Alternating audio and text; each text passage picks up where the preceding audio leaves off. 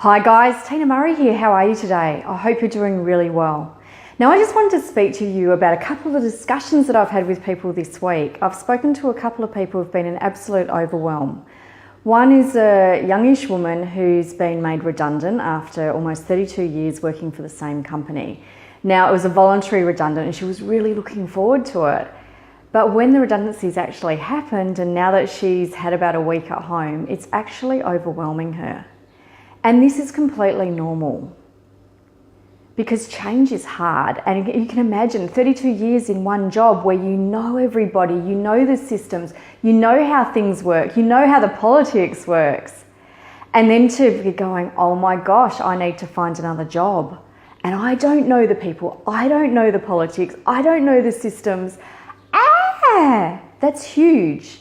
She's been in a job longer than any other part of her life, longer than her marriage, longer than school, obviously, at 32 years. So huge changes for that young woman. So when I was speaking to her, one of the things that I really wanted to get her to understand was to get everything out of her head. The reason we get overwhelmed is there is so much stuff happening in our head. And our brain, as long as we keep it up there, keeps on processing it to the point where it is just noise and we have no concept of how we can put together a thought or yet alone rational speech sometimes because there's so much happening there. So the best thing to do is to carry around a book, a journal, or write in your phone. I've got one of those note phones that I can write my notes in. Use whatever works for you, but please get it out of your head. Because once we do that, we've written it down. Now the reason, well that's just obvious, Tina, that we've written it down. The reason human race has extended and actually accelerated its brain and its learning is because we learnt to write and then we put them into books. So we no longer have to hold on to this information. So why don't we do that to ourselves? Why don't we extend our own brain life and really help ourselves to get clarity about what I want by clearing out all the clutter in our head. So start writing lists, start taking notes. Any thought you've got about something that you should be doing, you might want to do later, you've got to do for Christmas, whatever it is, get it out of your head and down onto paper. This works a couple of ways. Number one, it's out of your head. Woohoo! Awesome stuff.